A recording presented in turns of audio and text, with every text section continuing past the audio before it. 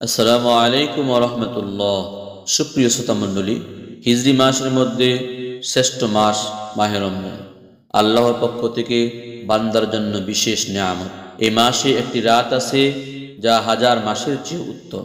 প্রতিটি গুরুত্বপূর্ণ কাজের জন্য প্রস্তুতি গ্রহণ অত্যন্ত জরুরি। প্রস্তুতি যত সুন্দর হয়, কাজ তত সুন্দর ও নিখুঁত হয়। ইবাদতের পূর্বে প্রস্তুতি গ্রহণ করা নবী সাল্লাল্লাহু আলাইহি ওয়াসাল্লামের সুন্নত। রাসূলুল্লাহ সাল্লাল্লাহু আলাইহি ওয়াসাল্লাম রমজান মাসের জন্য ব্যাপক প্রস্তুতি গ্রহণ করতেন, উম্মতকেও এই বিষয়ে উৎসাহিত করতেন। তাই আজকে আমরা রাসূলুল্লাহ সাল্লাল্লাহু আলাইহি ওয়াসাল্লামের রমজান প্রস্তুতি কেমন ছিল সেই বিষয় নিয়ে আলোচনা করব। এক, রমজান প্রাপ্তির জন্য দোয়া।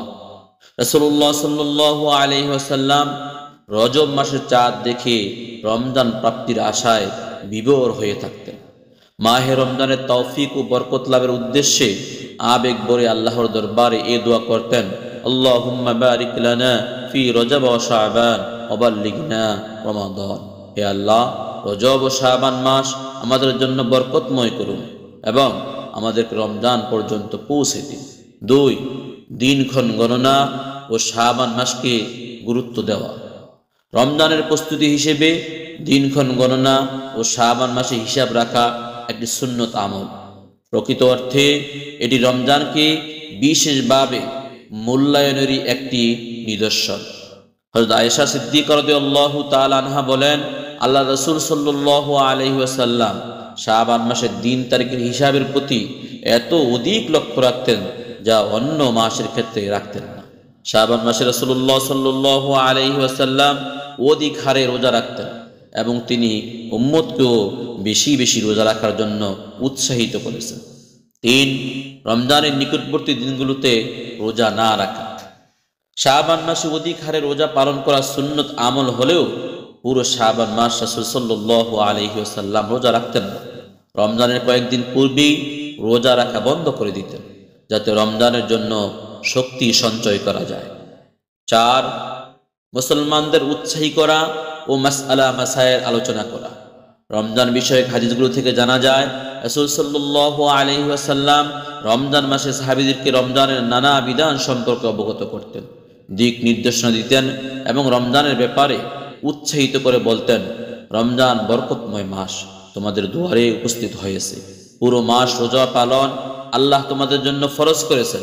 এই মাসে আল্লাহ প্রদত্ত একটি রাত রয়েছে যা হাজার মাস হতে উত্তম। যে এর কল্যাণ হতে বঞ্চিত হলো সে মহা কল্যাণ হতে বঞ্চিত হলো। রোজাদারদেরকে জান্নাতের সুসংবাদ দিয়ে রাসূলুল্লাহ সাল্লাল্লাহু আলাইহি ওয়াসাল্লাম বলতেন, জান্নাতের একটি দরজা রয়েছে রাইয়ান নামে। বলা হবে, রোজাদারগণ কোথায়? তখন তারা দাঁড়াবেন। আল্লাহ রাব্বুল আলামিন বলবেন, আজকে তোমাদের জন্য এই সম্মানিত গেট আমি তৈরি করেছি, যে গেট দিয়ে তোমরা জান্নাতের মধ্যে প্রবেশ করবে। তোমরা ছাড়া এই গেট দিয়ে কেউ জান্নাতে প্রবেশ করতে পারবে না। 5, রমজানের আগমন সংবাদে আনন্দ প্রকাশ। রমজানের আগমনে মুমিন বান্দা মাত্রই আনন্দ প্রকাশ করে থাকেন, আর আনন্দিত হওয়াই যুক্তিসঙ্গত। রাসূল করিম সাল্লাল্লাহু আলাইহি ওয়াসাল্লাম নিজেও অতিশয় আনন্দিত হতেন এবং সাহাবীদেরকে বলতেন, তোমাদের দুয়ারে বরকতময় মাস রমজান আগমন করেছে। আল্লাহ তাআলা মুসলিম উম্মাহকে রাসূলুল্লাহ সাল্লাল্লাহু আলাইহি ওয়াসাল্লাম এবং সাহাবায়ে কেরামের মতো রমজানের প্রস্তুতি গ্রহণ করার তৌফিক দান করুন, আমিন। সুপ্রিয় শ্রোতা মণ্ডলী, যদি আমাদের আলোচনা আপনাদের কাছে উপকারী মনে হয় তাহলে লাইক, কমেন্ট, শেয়ার করে অন্যের কাছে পৌঁছে দিয়ে দাওয়াতি কাজে অংশ নিন। আর যদি এরকম উপকারী আলোচনা সব সময় পেতে চান তাহলে সাবস্ক্রাইব করে আমাদের সাথেই থাকুন। আসসালামু আলাইকুম ওয়া রাহমাতুল্লাহ।